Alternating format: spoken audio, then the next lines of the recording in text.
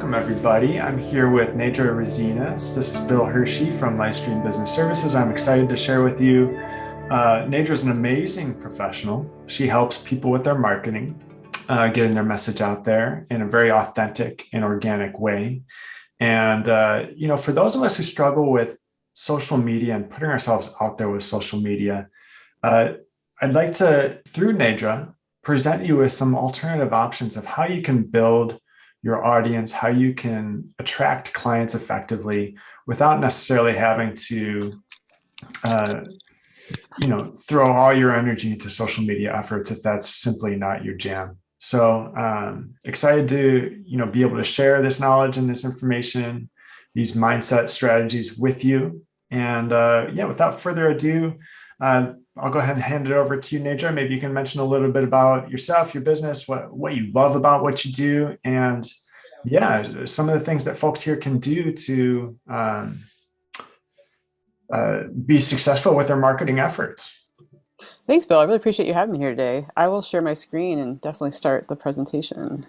So, authentic marketing to grow your functional health business is the topic today. And so I want to start with this quote from good old Gary Vaynerchuk. Social media is like crack, immediately gratifying and hugely addictive. I don't know if you guys are familiar with Gary. He was a big influencer, still is, especially in social media, and started around like the late 2000s, around Twitter and all the other platforms. And he has all kinds of ways to help you repost and reshare and all that. But he also, I just finished reading a book of his called, I think, 12 and a half Emotions, or just it's called 12 and a half. And he talks about how important it is to, as a business owner, to have these 12 and a half, because he's working on this other emotion, to help you balance and be the best person possible. And a lot of it was humility, candor, and a lot of other emotions that I think as business owners are really important, but we forget. So, Gary's very in tune, even though he is a big social media guru. He understands the challenges with it, and I think that's something I really want to address today, and give you some alternatives, give you some opportunity to rethink it. So just a little bit about myself. I'm a certified marketing strategist and coach. I've owned multiple businesses. Before this business, I owned a web design business, and I also have owned a product-based business. And I love being a teacher at the Small Business Development Center. I've been teaching classes on marketing for over 6 years. In fact, I get to teach a class in July. So it's been nice to see, actually, since COVID, we took all those classes online, and there's even been more enrollment and people taking different classes to start their businesses. So it's really been a fun place to be. My company is mission-based, so I love giving back to nonprofits such as Dress for Success. And just because I've been in this business for over 20 years, I've helped easily 1,000 business owners with their marketing decisions. And I'm a huge Star Wars fan. As you can see, there's Princess Leia back there. So if you want to talk about the new Obi-Wan series, I'm your lady. So let's get started. So ask yourself, and this is something where we can do a little more interaction, do you really need social media for your business? Like, I think a lot of people, there's actually one day this spring, it was funny, where I had 3 or 4 people I was on the phone with or just engaged with, and they kept asking me, what platform should I be on? What should I be doing with my business? And I'm like, slow down. I think the question is, where's your audience? Where's your people hanging out? Are they, I think they were obsessed about knowing if it should be TikTok or LinkedIn. And I'm like, I think the bigger question is, are your people even on those? Like, do you even want to, do you want to be on those? Like, you're jumping ahead many, many steps. I think it's so important to understand, are your people even wanting to be in those platforms? Or are they more likely to want to receive a letter in the mail from you, or a phone call, or, see you present live? I think there's just so many different ways to connect with people, especially when it comes to marketing. But I think social media is the one thing that gets just drummed into our heads, and it's like the all be all end all, and it's so affordable and all these things. But I think we're starting to see a bit of a backlash right now, especially since we've been so much online during COVID, and we're starting to kind of have a little bit of getting back to semi quote normal life. But I think it's really important to open yourself up to other possibilities when it comes to marketing. And sometimes even old school, the traditional marketing can be a better fit. And so I just want to give you some good examples today and share what that looks like for other people like yourself. So here's some alternatives. I want to talk through. And again, if you have any questions, just let me know, and then we'll have a chance to kind of give you an opportunity to think through these and see if any of these match up with what you're looking at. And so I wanted to start out with this other quote, which I think is really important. The big fat marketing lie. When your marketing isn't working, it's not because you aren't doing enough of it. And this is by Mike Michalowicz. He's written a lot of books about marketing that I pretty much read almost all of them, and so many of my peers really appreciate him too. And there's one he wrote just from the last year called Get Different. And this book is really simple because and this is something I want to this is why I want to start with this quote, because it's really important. He identifies that sometimes when it comes to marketing, it's good to do some kind of activity that's not the norm of your industry. So, if all your people, all your peers and stuff are on social media, maybe you could do something a little different. And let me give you an example. There's a lot of examples in this book, but this one stood out to me the most. There was a therapist, a Hispanic therapist, that was trying to do something a little different. And she started out just putting her profile on Psychology Today and all the normal places where you'd be listed. And she really wanted to work with other Hispanic couples. And those were just not the places to be hanging out, to be seen and to connect with those folks. So after some, hem and hawing, trying to figure it out, she decided, okay, maybe I'll do something a little different. And there was like a really popular Hispanic soap opera at the time where there's all these couples having challenges, and her specialty was helping couples resolve problems and couples therapy. And so she recorded herself analyzing the couples in these different soap operas and how to solve their problems. And then she put those videos on YouTube. Well, lo and behold, she attracted the right people that loved that soap opera and were having their own couples challenges. And they started reaching out to her, and it worked. She started getting the right kind of clients that she wanted. And just that messaging and how she approached it with her videos really attracted the people she wanted. Now, at the time, a lot of therapists weren't doing video, so she really stood out. So I don't know if that's the case right now, but I think that was a great example of doing something a little outside the box, something a little bit different. And I think that's one thing, like one of the biggest takeaways today is to think about what that looks like for you. So you can, you're not just, competing with the gobs of people on social media like it feels like it right now. Maybe there's something a little different you can do, some other medium or activity that might help you stand out in your industry. So the first one I want to talk about is blogging. Now, blogging's been around for a long time. I remember in the mid 2000s when I had my product-based business, I had a dog bag. I made these dog bags, and they were meant to help you travel with your dog. I would actually send them to bloggers. They would blog about the product and promote it, and I'd get sales. It was that simple. This was before social media. Now, this is also a time when commenting on blog posts was really where it was at. I mean, this was like, I remember just eagerly anticipating certain people that wrote blogs and loving, every Wednesday they have a new blog post, and I go and read it and then want to comment on it. This was all we had. This was a different era. Well, things have changed, but I think blogging still has some good stickiness. And I want to just point this out because I was talking about this with some colleagues. A blog post, if it's on, it's usually on a website, it has longevity. A social media post does not. It just usually goes blip and then it's gone. But a blog post, especially if you put a lot of, you really, have a nice lengthy, like over 750 words, and you have some outgoing links, and it has value to it, and people want to reference it and refer to it, it can really have some really great marketing weight, and something that can be reused in different mediums as well. You can take a blog post and you can create an email newsletter out of it, or you can even take a podcast and then have that be transcribed through a program called otter.ai or something like that, and then that can become a blog post. There's so many ways to create content, and it doesn't have to be so hard. You don't have to work so hard, and that's something I love teaching people. But I just want to kind of point out that blogging can be a really powerful tool if it's done right, and it can also be reused and part of your whole systematic approach and being consistent with marketing. So I'll give you an example. I had a client, it was during my web design business. She's an acupuncturist here in Portland, and we worked on her website. But one of the things that stood out to me the most is she's been blogging since 2014. So she has almost like 8 years of blog posts on there. And her specialty is postpartum and helping women get pregnant and all those types of things. So she's been writing about that for years. And I think that helps drive traffic to her website and helps people find her. And, it's pretty well organized on there. But I think, she's been really good about, adding a photo, adding outbound links, just being of value. And I think that's been a really powerful tool for her over the years, and be able to refer back to those blog posts. And I've had other clients in different industries use blog posts or use blogging as a way to answer questions that are commonly asked by clients.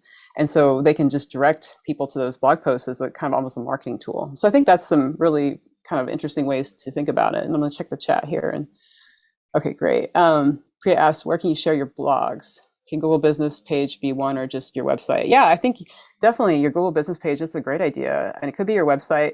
I think one thing too, this is something I've been doing a bit, is to also guest blog for other people. If you can collaborate, I think that can be a really powerful way to be seen. Or even think about it in an abstract way. If you have a blog post that's really powerful, maybe somebody can share that on their email newsletter. So again, we're getting outside we're not staying in the social media lane. We're trying to think outside the box here. So I think collaborating and sharing, and especially with people that are, we call it industry adjacent, like, if you're an acupuncturist, and so maybe you can collaborate with a massage therapist or somebody like that and share content. I think that's where it's really powerful, because you can easily refer each other. So email marketing is another great alternative to social media. I've been using email marketing for years, probably close to 15. And just in the last few years, I've really ramped up learning about it and how to really maximize it. And it's one of those huge ROIs. I was just looking it up yesterday. I think for every dollar spent, you get $40 or more in return. So it's a pretty great investment. The secret to email marketing is, one, building your list up, and two, being consistent. I think that's the two things I see people struggle with all the time, is trying to figure that out. And in fact, I just launched an online course last week, and one of the modules is around email marketing and helping people figure that out, and helping them, giving them steps to write their first newsletter, or write a newsletter that they can send out once a month, once a week, and then also how to list build. There's all sorts of techniques around that. If I had time, I'd share that with you today, but I think that's a whole webinar in itself. But I just want to touch on email marketing, is just how powerful it is. It's more about being top of mind. So even if you're sending an email to someone and they don't open it, they see your name in their inbox, and over time they see that again and again. They're going to think of you, and they might reach out to you for something completely different that you're writing about in your email newsletter. It could be something that's totally unrelated, but they just see you, and they see you being consistent, and it really does work. And I think a lot of people get turned off because maybe they're not as big of fans of email than maybe their clients. But you have to think about your client. Again, it goes back to, where do they hang out? Do a lot of your clients, actually use email as a tool more than they do social media? Maybe email marketing is the right way to go. I think a lot of folks get pretty discouraged easily when it comes to this, when it doesn't have to be so hard. And I think when it comes to just finding content to write, I think, again, you could go back to your blog posts and reuse some content there. You can collaborate with other people. There's lots of possibilities. Yeah, Bill, you have a question? Yeah, thanks, Nedra. This is great. I had a quick question, because I'm a numbers guy, of course. And so when you said this has this great email return, email has a great, can't talk today, sorry, like $1 to $40 ROI. That's just like amazing. So I'm curious, is that if you're doing your own email marketing, or is that even if you're paying somebody, say like $50 per email, like a VA or a marketing support person, content writer, to do that? Like, in that case, does it still potentially have a 40 to 1 ROI? I think it depends. I mean, I don't, is a pretty generic, like, this is just kind of like in marketing 101, that's kind of like what a lot of people know. So I think it varies depending on, how much energy you're putting into it. And also depends on how often you're doing it. Like I finally turned up the dial this last fall and started emailing people once a week. It was terrifying. I was so scared. I was going to get rejection, and all kinds of fears entered my head. But you know what? The ROI is actually, or the open rates increased. It's actually gotten bigger and bigger because I'm being consistent. I'm showing up, and people are now looking forward to seeing my email. And I have like a kind of regular plan I'm using, and so that makes a huge difference. So yeah, I think it just depends on there's some variables. So I don't know if you can really say that exact thing, but I think that's a pretty good average. Cool. Yeah, it's amazing. And then I'm not sure how you pronounce your name. Adelia, you asked, I get really discouraged, or you said I get really discouraged when people don't open or respond to my emails. Yeah, but I think it's staying top of mind. So yeah, do you want to speak more to that if you're curious? Sure. I mean, if you've got a second, but Yeah, of course. yeah. So my sister actually recommended that I stay consistent. I sent like one email, and I was like, no one opened it. And she was like, people need so many touch points before they do anything about anything. So I've been consistent for the past, I think, like month or so, like sending a similar, well, a twist on a similar message for an offering that I'm doing. And, the open rate is pretty good. It's like 40 to 50%, which I think is Oh my God, that's amazing. good. Yeah, that's like incredible. Yeah. Oh, okay. So people are opening it, but no Yeah. one is clicking and doing things. So I'm just like, do I need to stay consistent? Do I need to change? I mean, people are opening it, right? So I'm like, what do I do? Do I just keep at it and eventually somebody will like click or what? Yeah. Well, I think the trick is to experiment. So, maybe go back and see which ones were open the most, and then do some experimenting, because one thing I learned too to get people to click is to have the link multiple times. You got to have it like 3 or 4 times listed in that email, especially the one, and if you want them to click multiple things, you got to make it really easy for them. So don't give up. You're onto something. This is like a slow burn. And also, it could be that you could get some feedback from people that are opening them and say, hey, especially people you trust and feel comfortable talking to, and like, hey, what's motivating you to open this, and what would motivate you to click, and I've done that before, and that actually is some really good discussions. It feels scary, but people love to give their opinions, so you'd be surprised. They're like, yeah. Okay, thank you. Yeah, that's a really good idea. Yeah, it's definitely it's a bit of a roller coaster ride in the beginning, but once you get consistent and once you kind of get your rhythm and understand what's going on, it gets easier. So you're just in the beginning stages, so just keep it up. Don't lose momentum. So Thank you. of course. So I'll give you an example. This is how Bill and I met, is through Transitions in Nature. It's Tom and Elaine. They're awesome coaches that are working to kind of create a platform to bring other coaches in to help people, nonprofits and small businesses, solve problems, whether it be from HR to marketing to all kinds of things. And so I actually got to do I do these really powerful VIP days where I sit down with a company like theirs and help them strategize a marketing plan for the next 90 days. It's very custom to them. So we met in December, me, Tom, and Elaine, and worked through email marketing, because that's something that they were starting to do a little bit of, but they weren't being consistent. And so I broke it down that, you have some amazing stories to share. People need to get to know you. This is it's such a great case study, because email is such an intimate conversation. It's so much more intimate than social media, because people can take their time. They can read the email, they can respond, they can sit on it. It's got a little bit more longevity than, say, a social media post. It's easier to track. It's just sitting there in your inbox, whereas social media posts, oh my God, I don't know if you guys how you guys feel about it. If I post something, I feel like it's just like a paper in the wind. There it goes. I'm never going to see it again unless I use a scheduler to track it or something. So we talked through and really came up, was a big part of their strategy was to have them sending out an email once a week, sharing some of the stories of people they've helped and even how they've helped themselves. So it can be relatable to, their audience. And they weren't even telling people what they were actually doing. I think they were on Instagram and Facebook kind of blasting some stuff, but it wasn't really speaking to the people they seriously wanted to help. And after we talked through some of their own case studies, we're like, oh my gosh, okay, you need to tell these stories. And so also part of that too was making sure they executed on it. And so they end up hiring my virtual assistant to help them get that newsletter out once a week, and that was huge. So also understanding that, you're probably not the person to implement it. It's probably going to be someone to help you, and it could be an assistant in your clinic. It could be, a virtual assistant, or it could be somebody that you delegate this to. They do it, they get it done, and you can batch process. You could do like, schedule out 4 months ahead and have a newsletter, sent out once a month. There's many ways to tackle this, but the good news with transitions in nature is that that was 6 months ago, and those newsletters are working. People are opening them up. They're creating leads. They're generating jobs from them and projects. So it is very effective. It's done right. Hey, Nedra, on that point, you Yeah. actually had Adiola mention the chat here. Do you think it's worth it to have someone manage SEO, backlinks, blog content? And here we're talking about emails lists. So it's kind of similar questions, similar topic. What would you have to say about that piece?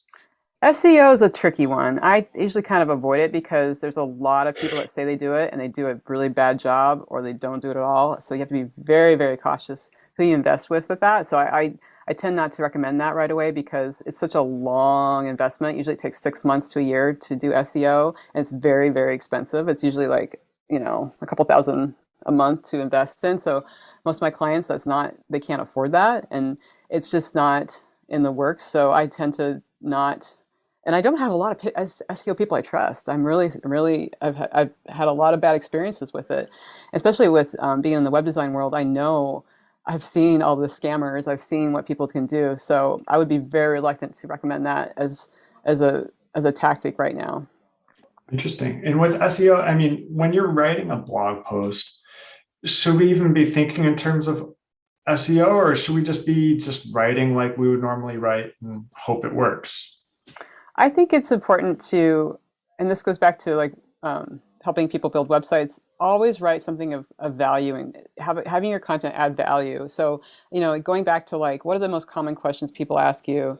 What are people wanting to know from you? That could be a good place to start.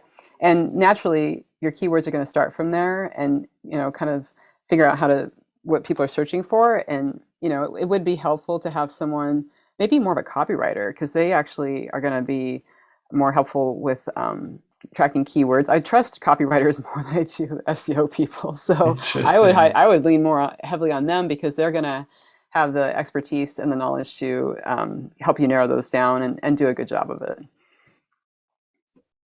Awesome. Yeah. All right, let me go to the next one. Referral partners and networking. In person or virtually. This is something that, it's a bit on the fringe of marketing, but I think it's really important to address. I've done a lot of talks about referral partners and how valuable they are. And I've worked with so many different businesses where that's a big part. It's a big, their bread and butter of their businesses. They rely heavily, especially people and like law firms and lawyers. But I think that also applies to people in alternative medicine and health. I think that really can be, because I've known lots of clinics who refer each other and also support, especially just you think about it, this one clinic where it was acupuncture and massage, that they're constantly referring each other, but they also know their own specialties. So understanding, like, if you specialize in sports medicine, and then someone else works with women postpartum, that's a completely different field and completely different audience. So it's so important to understand that and have those kind of partnerships. And then networking, it's been an interesting time, right? Like, it's something that not been easy to do in person, and we're just kind of getting back to that now. But I think I've discovered that virtually there's a lot of amazing people you can connect with. And again, it depends on if that makes sense for your business. If you are a clinic and you're pretty much, doing in-person, any kind of work in person, then you probably want to always do networking within your city or area. You don't want to, network with people from New Zealand per se, unless you have the virtual work. So you always got to be aware of that. But I think generally speaking, even like BNI and groups like that are having a lot of success virtually. So you don't want to rule that out, and also just be open to these kinds of situations, because it could open up a lot of doors that you're just not seeing. So here's a great example of that. This is Elise. She's a client of mine. She's a personal stylist, and she came to me pretty burnout on Instagram.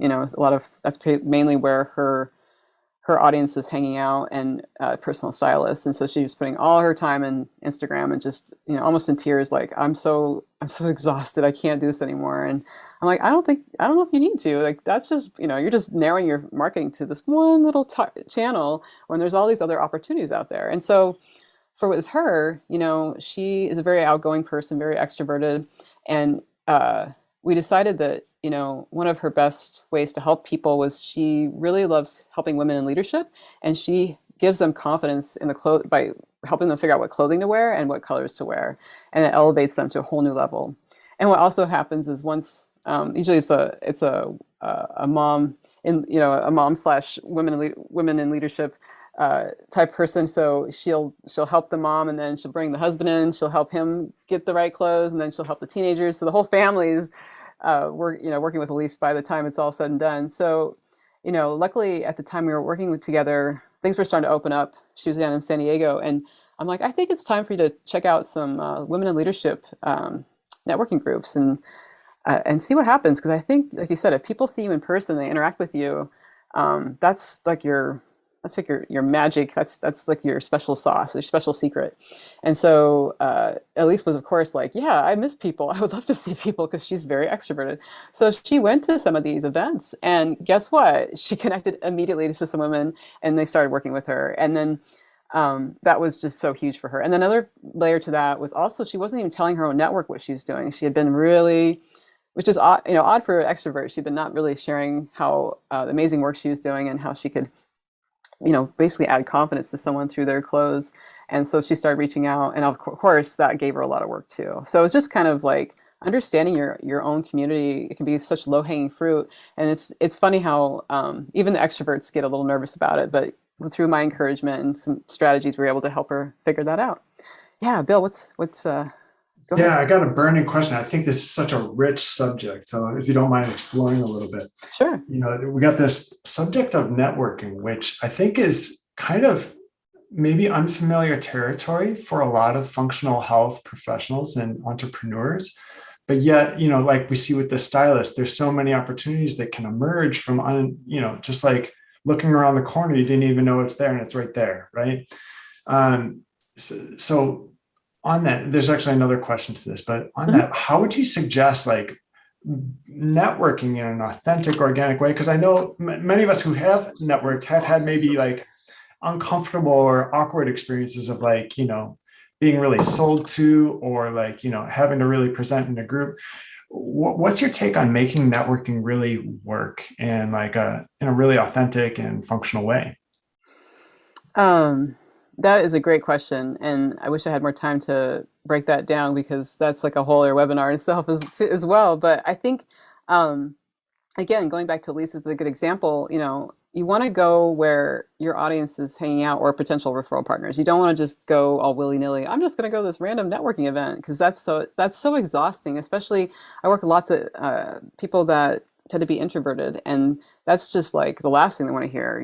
They're like, what, Nedra, you want me to go to this thing? Oh my God, that's just, no, please God, no. And so I think it's important to understand your strengths, and also, where are you going to get the most bang for your buck? And is it going to be, do you work with, do you work mostly with women? Do you work with mostly people that are in this age group?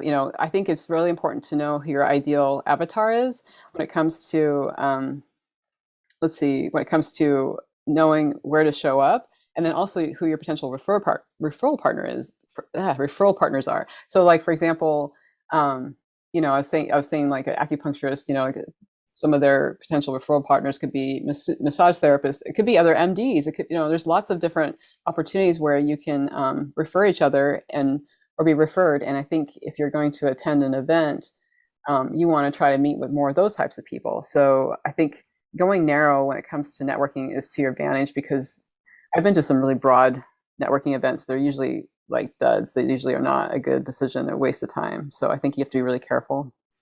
Gotcha. If I can ask one more on in relationships with that case study, actually with Elise.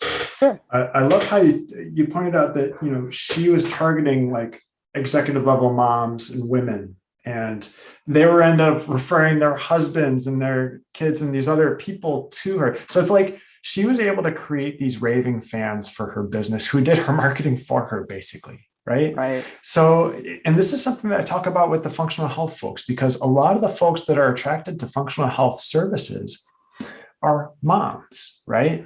A lot of them are women, not all, but a lot of women, a lot of moms, and they're usually the decision makers for the family, right?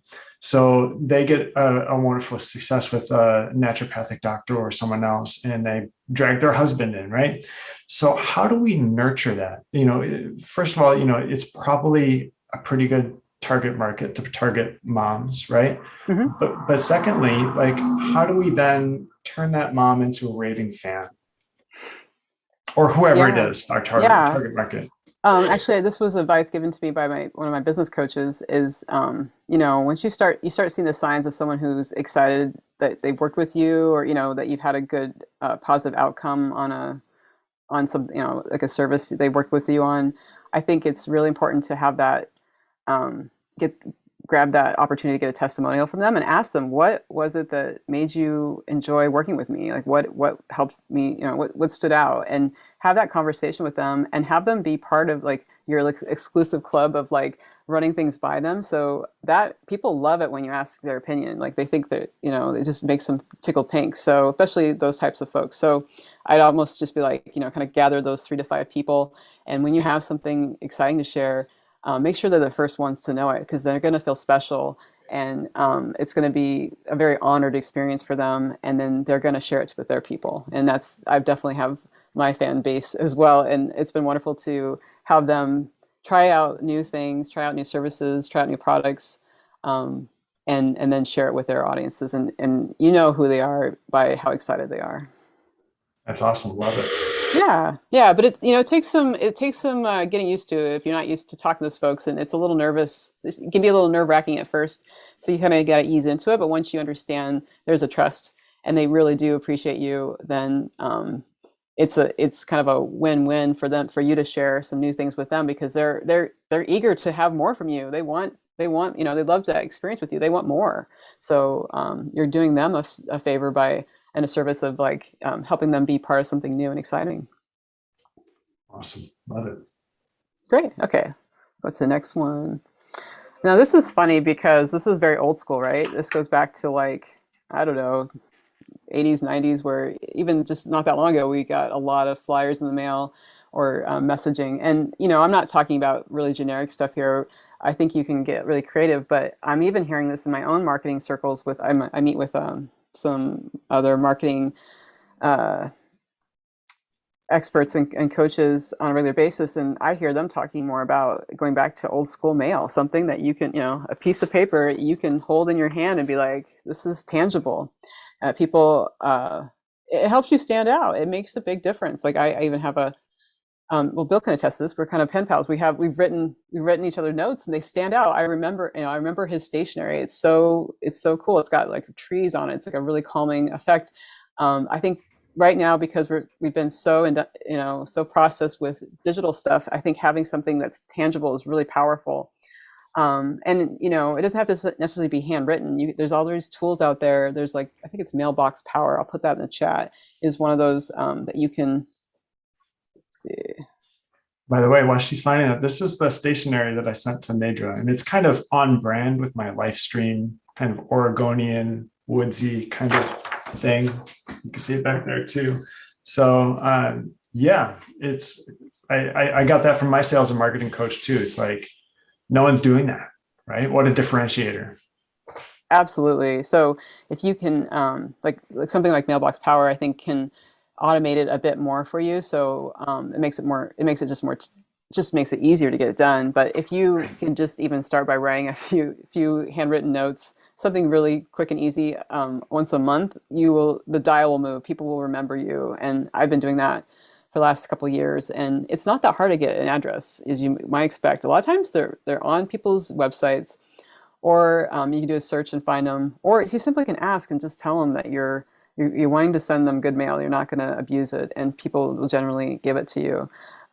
So I think it's just worth exploring that as an option, and to understand that it gives you a chance to stand out and be a little different. And so I get this example. I used to know the owner of this really cool spot here in Portland called Zen Space, where they do massage and acupuncture. And there'd be times where the business would be slow. And so the owner would go out, she had these flyers that I think it gave like 10% off a massage or some incentive. And she'd just go around the neighborhood and share put the flyers on people's doors and mailboxes.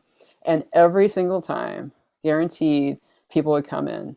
And it's because she had her data down. She knew that the people came to her space because location, like it was either on their way home from work or they lived in the neighborhood. It was just convenient for them. Or two, they've had the services people were looking for. They had, they dealt with people that had injuries and all kinds of things like that. So they had some. I remember her talking to her about insurance and having to, having some methodology that helped make that easier. So that was something. It was another like a bonus point on their side of things that helped bring people in. And sometimes it was just like that flyer helped remind people, oh yeah, I am hurting and I can get a massage. Oh, thanks for sending that to me, and I'll come in and make an appointment. So it doesn't have to be so complicated. It could be a simple, especially when you're very locally based and you have like this owner of Zen Space, that people prefer coming to you because you're within a mile radius of where they live, and that was definitely the case with this space. Like she easily could spend like 3 hours putting flyers up, sending them to people's houses, and then easily got some work out of it. So I think that's a great example of how it doesn't have to be so complicated, and you could have that that flyer sitting on your computer at any time, and then just print it out and just have it ready to go when things start kind of dipping down and getting slow. Yeah, what a great way to get some exercise and fresh air while you're at it too. Break up the day, get outside. Yeah, right. Get outside. Carolyn says, how do practices that are not offering tangible services like massage take advantage of direct mail? Let's see. Can you give an example, Carolyn? Because I'm not sure how to answer that without like having a specific example in mind, or yeah, I'm not sure. I wonder if she means like not tangible services, like in-person services, like maybe more of a virtual consultation. Yeah, maybe could that be it? Could that be maybe? That could be. And I think in that case, I think it goes back to having those referral partners and partnering up and collaborating and then, having, and this is something I do a lot, is sending mail to those people to remind them, hey, let's how can we collaborate together? How can we work together? Just checking in. It's more that top of mind type of thing, and or also sending those letters to your existing clients to let them know you are having a chance to work together again. You have a new service, or you have something new that you want to try out, and then we invite new prospects to a free discovery call to get started. Yeah, and I think if you can use letters or notes as a way to share exciting news, or even celebrate, like I know a lot of people that send out letters to people to celebrate birthdays or anniversary. There's all kinds of techniques. And then also kind of taking this a step further, there's a whole gifting aspect that I think has popped up during the pandemic that's just fascinating, because we haven't seen each other in person. Sometimes gifting can be a really great way to replace, if it's something you can't be in person, to actually, so maybe you send a special gift to your clients, especially if you get to know them. You don't want to make this so generic. You want to have it be very personal. So even something where it's custom, their names on it, or something that's very relatable. Like, for me, if you sent me some kind of, Yoda Star Wars thing with my name on it, I would remember that and have it at my desk, and you would definitely be top of mind every single day. So, it's getting to know the people that are, again, going back to your fan base. If you were to like gift them and send them cards with, really enticing messages and maybe some special offers, it probably is going to land really well, and then make them feel really special. And how often are they getting mail like that? Zero. I'll tell you, like I have my own business PO box, and all I get is applications to, set up new credit cards. Bill's letter stood out. I'm like, wow, I actually got a letter from a real person. So I guarantee you, it's like Bill said, it will definitely be different and unique. Yeah, I just got to think, if you have a package or a program that you're launching or that you offer periodically, like what a great way to launch that. You send out like some mail to people on your mail list that potentially might be interested in that, right? Like a new year kind of reset or whatever it might be, right? Yeah. Yeah, there's lots of, and also the trick with mail and gifting, I teach another talk on this, is to send it in off times. Don't, people get really excited around the holidays and like, I'm going to send a bunch of holiday cards out. I'm like, no, that's the last thing you want to do. Do not do that. It's better to send out cards during Valentine's Day or Halloween, the less popular holidays where people aren't getting as much mail. Even like, randomly in the summer or, spring, you can make up you can take another smaller holiday and use that as an excuse, but don't send stuff during December. It's going to get lost and people will forget it, and I've had that problem before, and it's just frustrating. So that's another good tip for you. So the next question I want to ask you is, which of these sound interesting to you? Which of these would you like to try? We can talk through steps on how to get you started, if this would be a good time to do that, and just see what piques your interest, or if some of these, I know some of you shared that you are trying, like the email marketing, but if there's other things here that are like, oh, I'm curious about this would be a good time to talk through that.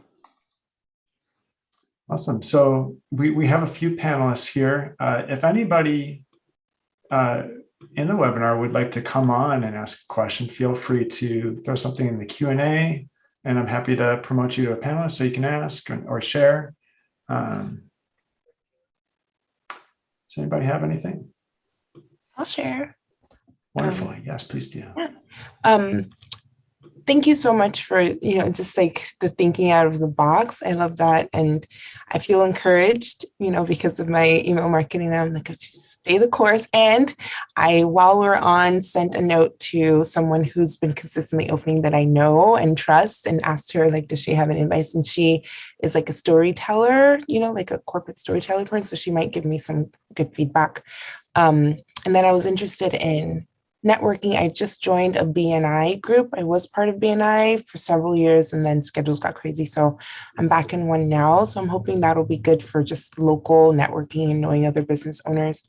But then I'm thinking about the mailers too. Like, how could I, I'm wanting to target more local small business owners and help them do like workplace wellness. I've done some more like national work and virtually, but I really like to tap into the local community. And I'm just like, what could I do to, like, who could I write to? So I've got my wheels turning a little bit about which organizations or businesses I could write to and say I could come in and do like a lunch and learn, or just like do like a little program or challenge or something like that. So yeah, I've just got lots of ideas now. So if you have any ideas on like what that might look like, then I'm super open to feedback.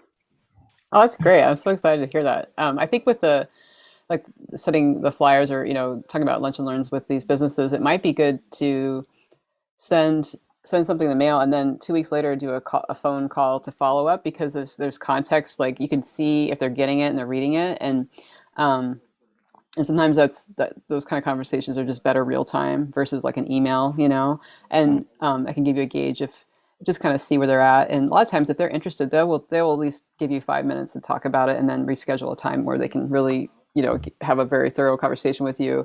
But I think that, that's again, thinking outside the box, using maybe some older traditional tools that they're like, my phone is dusty. I haven't been making a lot of phone calls. Like, kind of think about it a different way and incorporate that and tie those together so you can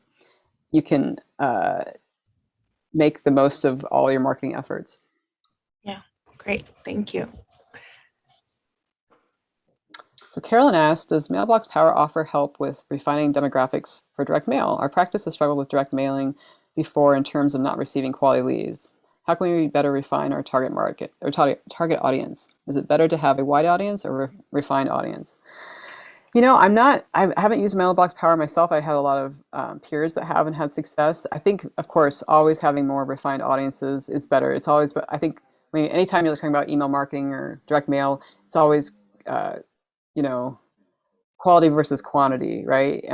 Because if you have, 500 people on your email list, but only, 100 actually open it, it's not, those other 400 are not necessarily maybe the best the best clients to have, or the best patients, or the best people that are wanting your services right now. So I'd have to do some research and see what Mailbox Power does as far as that. But I think it would be good for you to maybe just reach out to them and ask this question and see what they have to say. And it's part of a research to see if that is something to explore for yourself.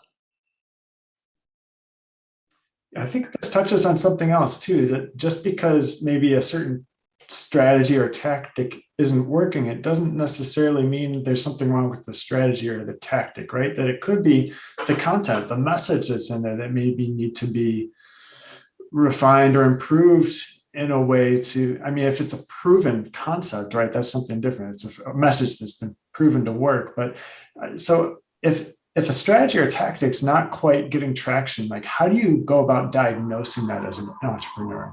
That's a great question, and that could be tricky. I think it's good to do a lot of these, these activities we're talking about. Give them maybe give them 3 to 4 months and see where you land. And then if things aren't working, aren't getting the results you want, then again, I think it's time to question and maybe bring an expert in to see is the messaging working? Are people opening? Are they engaging? And maybe think about doing some different kind of testing. Like there's, the A/B testing where you have, one group that gets one message, and group A gets one message, group B gets a different message, to see what's received well and what's not. And I think it's important to maybe consider working with somebody in marketing, or even like having someone like a copywriter to help you make sure that you are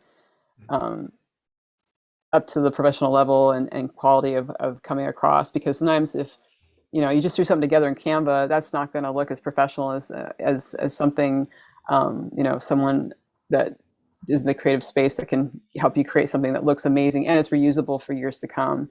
It's not just just something slapped together. So you want to just be really, really thoughtful when it comes to these kind of campaigns. So you can do definitely some small experiments to see if it's worth it. But I think ultimately you want to have something that's consistent and steady, and that looks, that speaks professionally. So you look you in your best light, of course. Wonderful. And gosh, you got the diagnostic clinician in me like really activated now, actually. So I just learned about a strategy. This is suggested by Perry Marshall, a really well-known marketing professional. He talks a lot about the 80-20 principle. You're probably familiar with this work. And he suggests actually spending like $100 on a Google ad campaign to actually do exactly what you're describing, where you sort of do an A/B testing of 2 different kind of messages.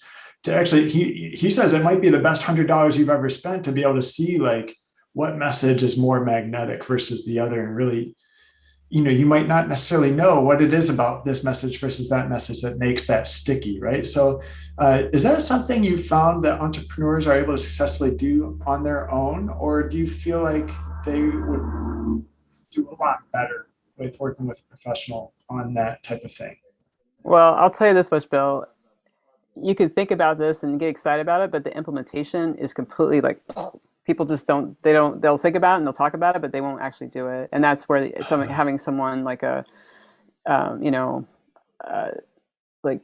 not a social media manager, but someone like a manager that can do ads for you, or can implement the direct mail, or get the newsletter out, like a virtual assistant. All those people are really critical. And that's where, I help people a lot, is to help them find the right people to get it done, because that was the problem with Tom and Elaine. They were dropping the ball all the time. They had stuff to send out, but they weren't actually sending things out. And it was like a bottleneck. And, even to send it out, it took them like over an hour, because they're not used to it. That's not their skill set. So I think it's really important to address your zone of genius, know what you're good at, and then get help delegating. And even if it's, micro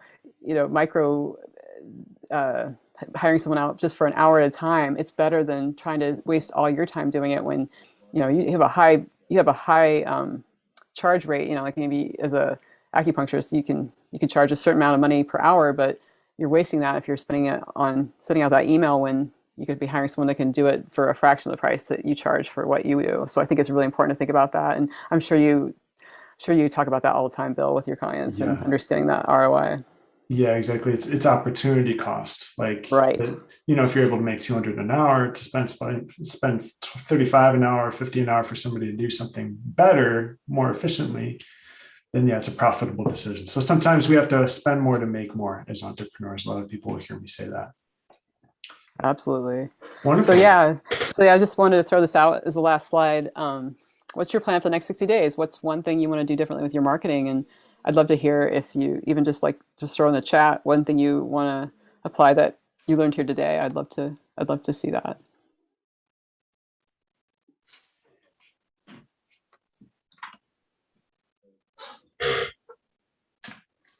I think I'm going to double down on my direct mail marketing efforts. That's one of my takeaways.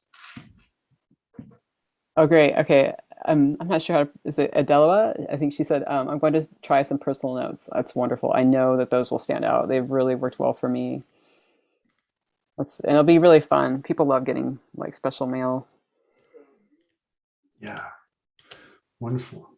So Nedra, is this the best way to reach out to you, through your website here? Yeah. If people want to learn more, maybe potentially work with you.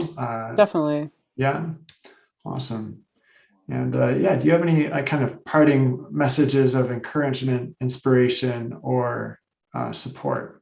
I think just going back to, especially that one here, I'll go back because I think this is super important. The big fat lie, this is so true, it's not because you're not doing enough. If things aren't working and you really are seeing the results you want, just stop and take a break and reassess, and don't just keep doing something over and over. Like I said, I think a lot of these things that are newer, it takes like 3 or 4 months to get off the ground. But if you're not seeing results in like 4 or 5 months at least, then take a break and see what's going on and what you can do differently.